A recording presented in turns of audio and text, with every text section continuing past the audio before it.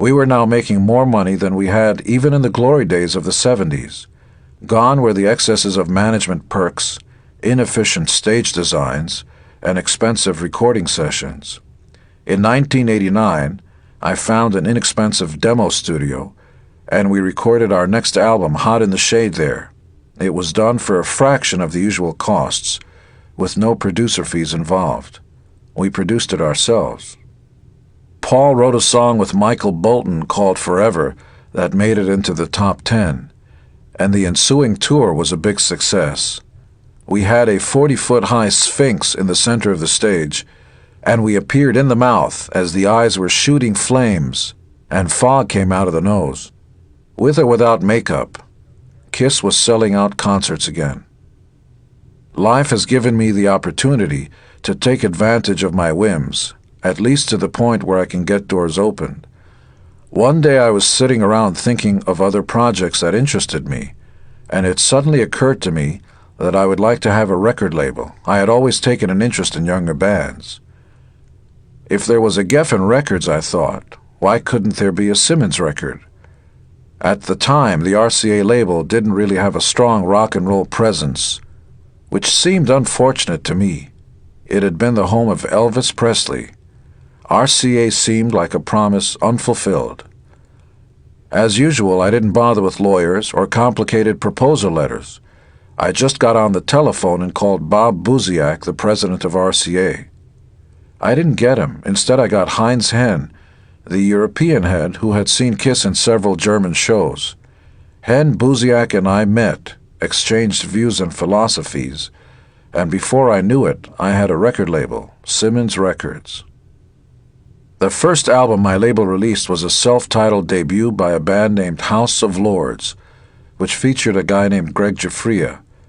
He had been in a band named Angel that had signed to Casablanca Records on my recommendation, and then after that he had a band named Giuffria that had a big hit in the mid-'80s, a song called Call to the Heart. I signed Greg only on the condition that I would executive produce his record. I would have full control over the name, the look, everything.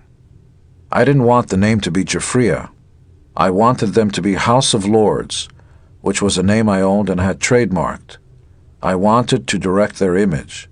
That record went to #1 on the UK import chart before it was ever released in the United States. Other bands followed, including a California rock band called Silent Rage. But the original concept got a bit blurred over time. For example, a band called Gypsy Rose was an act that RCA found. I didn't have anything to do with it, but they wanted me to put it out on my label for credibility purposes. I also courted Joe Walsh for a solo record and was managing, producing, and writing for many artists. I was still in Kiss, and even if I wasn't devoting my full attention to the band, I knew it had to remain a top priority. Pretty soon it became clear to me that there just wasn't enough hours in the day for me to manage my own label. When the time came, RCA didn't pick up the option, and Simmons Records disappeared. As I write this book, though, I'm talking to several major labels about reviving Simmons Records. Hot in the Shade hatched a hit single, Forever, that allowed us to go out on a major tour again. The video got into heavy rotation on MTV, and we put together a package tour rotating in some young MTV-friendly bands like Faster Pussycat, Danger Danger, and Winger. One of the bands, Slaughter, had basically started as Vinnie Vincent's backup band after we kicked him out of Kiss. But they too had tired of Vinnie, left him, ditched the name Vinnie Vincent Invasion, and lo and behold, became really successful once they were no longer with him. Their record label kept them and let Vinnie go. Funny thing about Forever, because it was somewhat uncharacteristic for Kiss, people pegged it as a Michael Bolton song, since he was co-credited as songwriter. Surely I couldn't have written it. In fact, after an all-too-brief initial writing session at the Sunset Marquee, Michael had so little to do with it that once it became a hit, he asked the Kiss office to fax him over a copy of the lyrics. Only then did he start performing the song in concert and introducing it as a song he wrote for Kiss. When our record label first heard Forever, it was the first time in a decade that an A&R man at our label actually weighed in with an opinion on one of our songs. He sat me down in his office and said I needed to re-edit it so it faded out on the chorus. That was song arranging 101, and even though it could be effective in some cases, it wasn't right for that song. The ending was one of the qualities that made Forever unique. This desk expert pushed his opinion relentlessly and with a tone that made it seem like more of a directive than a suggestion. I'd had enough. I was doing this before you were in grade school, I told him. I was at this label before you were here, and I'll be here after you're gone, so thanks, but no thanks. That was the end of the meeting. Forever reached number 8 on the Billboard singles chart, giving us our first top 10 single in more than a decade. Not long after, that record company expert was replaced with the next one. Also at the time of Hot in the Shade, we brought in my therapist, Dr. Jesse Hilson, to run the KISS office and oversee the organization. I signed a formal release saying he was no longer my therapist and would not act further in that capacity. From then on, we rarely spoke about anything but business. Outside of the band, eyebrows were raised about the wisdom and even ethics of my former psychiatrist working for me, given that earlier relationship. I understand that point of view, but when did KISS ever play by the rules? Our very success was built on ignoring the rules, writing our own rules, and sometimes throwing those out too. Hilson sought out unconventional people to align ourselves with in a business often plagued by inside deals and favors done at the artist's expense. He brought in Bill Randolph, a Wall Street corporate attorney with no experience in entertainment law. For accounting, he again avoided the big specialized New York firms and instead found Aaron Van Dyne, a savvy certified public accountant with an office in New Jersey. Van Dyne had the knowledge and software to calculate the royalties due to songwriters and recording artists, but his lone music clients were Eddie Brigatti and Felix Cavaliere of the Rascals. Both Bill and Aaron remain cornerstones of our team to this day, and their maverick approach and fierce dedication have built each of them a well-deserved broad roster of clients. On July 3, 1990, we did a show in Springfield, Massachusetts, followed by a day off. Since Springfield is fairly close to New York, I decided to go home after the show and spend the off day at my apartment. I hired a car to drive me there. On the highway not far from New York, the driver tried to change lanes and the limo got hit on the passenger side and went into a spin. I wrapped my arms around the seat in front of me and pressed my head into it. We were spinning totally out of control, knocking over lampposts along the side of the road. Then the car slammed head-on into an embankment, and I flew over the front seat and under the dashboard. The car folded around me. Somehow the driver and I managed to wriggle out through the smashed windshield. When a state trooper arrived on the scene, he looked at the car, which was totaled, turned to me and said, "You were in that car?" It was the middle of the night. I went home to bed. The next morning I could barely move. I went to the hospital where they x-rayed my body from head to foot. I was severely banged up, but I refused to stay there for observation and was helped home. We had to cancel the next few shows, yet nobody from the band called me. When I returned to the tour, I woke up every day unable to turn my head or bend down. I still had such bad back spasms that I had to have a physical therapist loosen me up before each show. Even so, nobody from the band ever asked what had happened. Nobody ever asked how I was feeling. Nobody ever mentioned it at all. I was in a car crash, for God's sakes. You're my bandmates. I couldn't understand it. At the end of the tour, I went straight into a studio in New York to fool around with some demos. Studios are like fortresses or casinos with no windows and no clocks. Real life is shut out. Whatever studio I worked in always became my asylum. It kept me cloistered away from the world. One night alone in the studio, it hit me. It's not that you need to be here, it's that you have no place to go.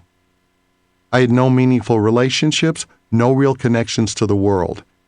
Not even within the band that had long served as my de facto family. I had the luxury of being able to go into a studio whenever I wanted. I also had the luxury of going into a studio as an alternative to having nothing else to do. When I got a call about the possibility of producing a band on the West Coast, I quickly booked a flight. When I boarded the plane, I sat down feeling fine, just like any other time I had ever flown. But all of a sudden, my hands started shaking uncontrollably and my lips went numb. I started gasping for air. I couldn't breathe. Am I having a heart attack? I was terrified and had no idea what was happening to me. I jumped up, grabbed my things, and ran off the plane. What just happened? Once I calmed down with the help of a Valium, I went straight to a doctor's office. The doctor told me not to worry. It was just a panic attack. By 1987, Kiss had gone through a series of guitarists. We had brought in Bruce Kulick in '84. In an odd coincidence, Bruce was the brother of Bob Kulick, who had auditioned for Kiss in its inception. While Bruce lacked a personal style, he was quite accomplished and was willing to reproduce Ace's solos from the records. Bruce has always been a professional, and being in the band with him was a joy. Initially, he lacked a certain stage presence, but though he was sensitive about his shortcomings, he was willing to work to become a better stage performer. Paul was looking for other ways to express himself, including acting.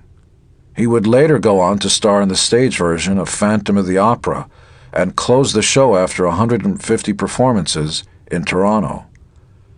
Then he decided to put together a solo band, the Paul Stanley Band, and go out on his own tour. His band consisted of Bob Kulick on guitar and a drummer named Eric Singer. I went to see Paul perform and sat up in the balcony with Eric Carr. It was interesting, actually, watching Paul from the audience instead of standing next to him on stage. Eric Carr was concerned he would be replaced by Eric Singer, who was a terrific drummer and singer. At the end of Paul's tour, the two of us turned our attention back to Kiss.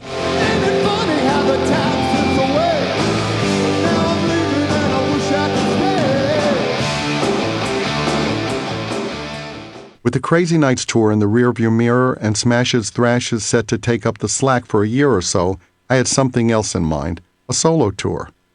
I was fed up with the situation at Kiss and needed to flex my muscles a little on my own and cut the cord between me and Gene. A certain complacency had developed in Kiss, especially once we had a stable lineup again for a few years. We played everything a million miles an hour. Gene equated that with excitement, but it caused a loss of groove. On the Crazy Nights tour, we'd even had people on the side of the stage playing keyboard sound pads to enhance the rhythm guitar so I could slack off and jump around more and to fortify the background vocals for that big 80s gang vocal sound. Looking back, I can see there was no mystery about why the audience dwindled. My inclination was to put together a band of people I had never played with, just for the sake of doing something different, even though I planned to play a lot of the same songs. After all, Kiss songs were my songs, something I felt even more strongly over the course of the non-makeup albums. Those albums may have said Kiss, but the parts of them people remembered were me. Why shouldn't I play the stuff I wrote? I also figured playing on my own would probably bring something good back to the band. It was a chance to get out from under my frustrations, a chance to play with other people and think about things differently. The only times I'd ever played live with anyone outside of Kiss was when I'd recently played in a fun little cover band for a few gigs at the China Club, a New York bar popular with musicians. The combo was put together more or less spontaneously just before the gigs we did, and there was a rotating cast of characters. The only constants were me and a bass player friend of mine named Bob Held.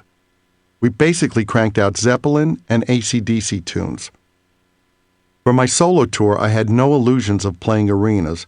I just wanted a little creative space and the chance to play with different musicians. So I booked a string of club gigs and put together a band.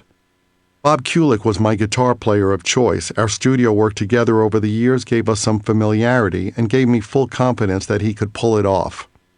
Bob brought in the bass player, Dennis St. James, and I turned to a keyboard player named Gary Corbett. He sang, which was important because I needed another voice for harmonies. As for drummers, two names came up as I searched. One was Greg Bissonette, who had played with David Lee Roth, and the other was Eric Singer. Dennis suggested Eric, and I also heard good things about him from other people, so I called him. Eric Singer was recording in New York at the time in a band called Badlands with Jake E. Lee, who had just left Ozzy's band. The studio they were working in was right around the corner from the office we'd set up to self-manage KISS. Eric came to the office and gave me some CDs of work he had done in Black Sabbath. He had also done all the demos for the Cult's Sonic Temple, and had toured the year before with Gary Moore, the legendary Irish blues guitar player. Eric seemed promising, so I asked him to come to a rehearsal studio and jam with the rest of the band members. It was hard for me to assess him because with drummers it's about more than just keeping the beat. They need to play in front of the beat, on it, or behind it in a way that's sympathetic to everyone else's playing, in this case, mine. But even in that first session, he sounded terrific. The band was assembled and off we went, playing dates on both coasts. I don't think Gene cared about my solo tour at all. If anything, my decision to go out on my own probably made him feel better about what he was doing and not doing. Eric Carr, on the other hand, was forlorn about my doing something outside of KISS. He also seemed hurt that he couldn't play in my solo band, even after I had explained to him that the whole point for me was to do something different on my own. "You're the drummer in KISS," I told him. "You can't be my backup drummer." It was exciting and liberating to go on stage as myself. One night we played a very crowded gig in Brooklyn at a famous club called L'Amour, and a guy ran up on stage and tried to hug me. All of a sudden there was a huge ball of hair on the stage. The stage invader had ripped out some of my hair extensions. Everybody had hair extensions back then, and when one of mine got pulled out, it looked like a dead rat on the stage. When the tour stopped in Manhattan for 2 gigs at the Ritz, Eric Carr came to one of the shows and sat in the balcony with his head resting on the railing through the entire show. Afterwards, he came backstage and out of left field turned to Eric Singer and said, "You're going to replace me." "What are you talking about?" I said. "He's going to replace me in KISS," said Eric Carr, nodding at Eric Singer. "Listen, Eric, you're the drummer in KISS, and he's the drummer in my solo band." Eric Carr was not a happy camper by the late 80s. He had started to drink more and may have been doing drugs as well, though I wasn't sure. People tended to conceal drug use from me since they knew I was adamantly opposed to it. I don't know whether Eric's increased drinking exacerbated whatever he was going through or whether the drinking was a result of his unhappiness, but he started to get erratic. By the time KISS reconvened and began to tour our next album, Hot in the Shade, in late 1989, Eric Carr stopped talking to me entirely. Talk show guests always have an agenda and know how they want to come across and what they are selling. That's the case whenever you're in front of the media, whether you're faced with a camera lens or a microphone. When I was in bed with a dozen women being interviewed for the documentary The Decline of Western Civilization Part 2, The Metal Years, it was no different. Once KISS took off the makeup, I got to be the same guy I was on stage, even without the grease paint. I enjoyed having that line erased. And yet, even though the line had been erased, it wasn't actually me.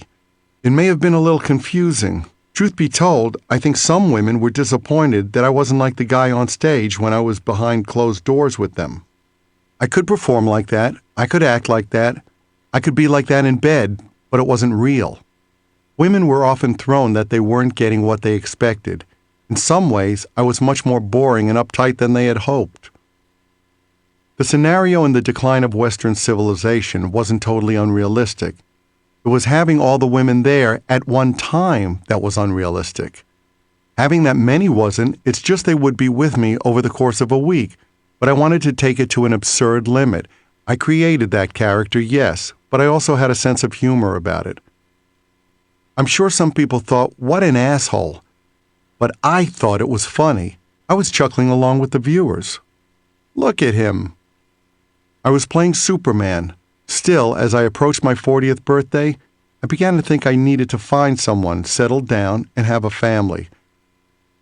Playing Superman was well and good, but it seemed like my career, or how I was perceived, was a detriment to finding that person. Sometimes that led to situations where I felt I had to give a disclaimer, as if the life I lived necessitated an apology. I tried to tell some of the women I dated, "Hey, I'm not really like that," or "I'm really a nice guy," or "I'm really down to earth." Those things would either prove themselves to be so or not, but I felt the need to explain myself. That was a bad precedent for a relationship. People either got it or they didn't. I thought back to the early 80s and a club I used to go to in New York called Tracks. There was always an older guy hanging around there with a telltale hairline. Back then I thought to myself, I never want to be that guy. Now a decade later, I felt I was in danger of becoming that very same guy. I didn't want to be the guy with the comb over still hitting on young chicks. It was ugly, awkward, and embarrassing. I also didn't want to be alone. How was I going to fix this situation? I know, I'll get married. I wasn't shy about telling people about my new goal. I had finally relocated permanently to LA, and I figured the best way to meet someone was to let everybody know what I was looking for. I put the word out. Soon a guy I knew told me about a woman he knew. As a matter of fact, he had dated her. He said if she gave him the okay, he would pass along her number. She said no, because she had just ended a relationship. That piqued my interest. If something was unavailable, I wanted it. I kept insisting until finally she agreed to let him give me her number. She was an actress named Pam Bowen who had made one-off appearances on shows like MacGyver, Moonlighting, and Cheers, and was the spokeswoman character for a big computer company. On our first date, she was late. When we finally got to spend a bit of time together, she told me that she hadn't wanted to meet me because she was having a hard time getting over her European boyfriend, Claude, who had gone back to Europe to marry his other girlfriend. The other girlfriend was pregnant by him, and he felt it was his duty. I would later see firsthand that even duty had its limitations. For our second date, I arranged to take her to opening night at the Los Angeles Opera together with Bob Ezrin and his wife Fran. My assistant told me confidentially that Pam said she didn't have anything appropriate to wear. No problem, I said. I arranged a fitting for a rented gown the way celebrities often do for award shows. For some reason, she wanted to meet me at my house rather than have us pick her up. 20 minutes before the curtain was to go up, Bob, Fran, and I were looking at each other in my driveway, wondering where Pam was and whether we could possibly make the show. Still no Pam. Fran turned to me and said, "Is she always like this?" I shrugged. Finally, Pam pulled up in her car. "I followed her car up the wrong road," she said through sobs and tears.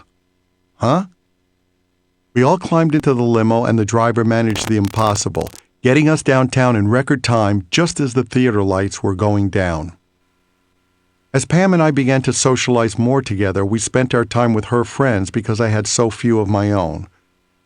But I didn't think much of her friends. One was Marla Maples, whose claim to fame was breaking up Donald Trump's marriage. Not exactly a pillar of society. But Pam had a very charitable attitude when she spoke of a number of other people I found questionable. "They have a good heart," she would say. "For what, a transplant?" I answered. "It's not about how good your heart is, it's about what you do with it during your life." These people were bad based on their actions and life experiences. To me, you can't discount that by saying somebody has a good heart. Even so, I told myself I was in a realistic, normal relationship that could lead to marriage. There was also a lot of drama in the relationship. Right from the start, we constantly sent cards and letters back and forth about being alternatively disappointed or sorry and trying to explain things. The problems definitely went both ways, but I always thought I could fix whatever was wrong with me and with her. I want a relationship. I want marriage. I want a family. I want a life out of a Norman Rockwell painting. I was to find out that paradise had its problems as well. Late one night, the silence was shattered by a 6.7 earthquake that shook Los Angeles within a 150-mile radius. It literally shook like a carnival ride. I immediately jumped up and grabbed Nicholas, and with Shannon running behind, we first stood in the doorway of the bedroom, and then ran down the stairs that were shaking and swinging. Luckily, the house was not damaged much, but when we watched the news, it looked as if Los Angeles had been in a war zone. I wasn't the only one who was feeling the pull of domesticity. A few years later, Paul met Pam Bowen and soon decided to marry her. The wedding was to be held at the Bel Air Hotel. Before the event, I racked my brain for a present. I just couldn't figure out what to get Paul to show him how much he meant to me. I was the best man, and at the wedding I was scared stiff. It wasn't my wedding, but it was close enough. Afterward, we went inside for food and music. Guests got up and wished Paul and Pam all the best. At one point, I grabbed the microphone and asked Paul for his permission to do something out of the ordinary. Then I parted the curtain and gave the stagehands a nod. They brought out a large television set. I stuck a cassette into the video machine, and there was Tony Bennett, holding a champagne glass in his hand. He toasted the couple, sang "To the Good Life," and wished Paul and Pam all the happiness in the world. I had called Tony Bennett, and he was kind enough to make all this happen. A kinder and classier guy doesn't exist. It was an era of good feeling, a time when emotional bonds were solidifying, and new life seemed to be blooming everywhere. Maybe it was inevitable then that the happiness would be counterbalanced by some sadness. When we got off tour, Eric Carr called me and told me that he had woken up one morning coughing blood. The very thought sent a chill up my spine. He was immediately placed in the hospital, where doctors found a growth on his heart. They told him that he would need emergency open-heart surgery. Paul and I immediately flew to New York to be with Eric the night before the operation. When I walked into his room, he was in great spirits, alert and joking. We offered to get him anything he wanted. He asked for a McDonald's hamburger and fries, which was what he practically lived on while we were touring. We brought back the food, and we all joked together before we left. A few days later, we visited Eric in the hospital again. All had gone well, he said. The doctors were happy with the results. Paul and I felt relieved. What we didn't know, what Eric wasn't telling us, was that he had cancer. Fairly quickly, he became very ill. He lost all his hair, his huge Italian afro, and it broke our hearts. We were getting ready to record an album that we planned to call Revenge, and Paul and I decided that although we would pay for all of Eric's medical expenses and do whatever we could to help him fight his illness, we needed to start our album.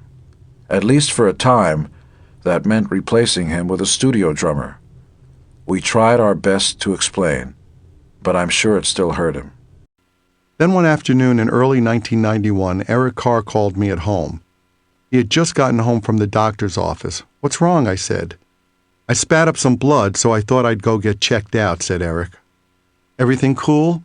"I don't know," he said, "but I'm really worried. They gave me some kind of scan and found a finger-shaped growth going in and out of my heart." "Did they say anything?" "They said it could be cancer." "Nah, don't worry about it," I said. "Everything always seems worse than it really is. There's no reason to think the worst-case scenario is the one that will happen. The chances that it's serious are so small, and even if it's cancer, you'll get it taken care of." Unfortunately, a few days later, he called me again. "It really is cancer," Eric told me. Worse still, it was an extremely rare form of cancer. The number of cases of heart cancer every year is in the single digits, but I still thought everything would be okay. He left LA for a hospital in New York City, and Gina and I flew out to be with him during his open-heart surgery. As far as I understood it, they took part of his heart out and then reconstructed it with what was left.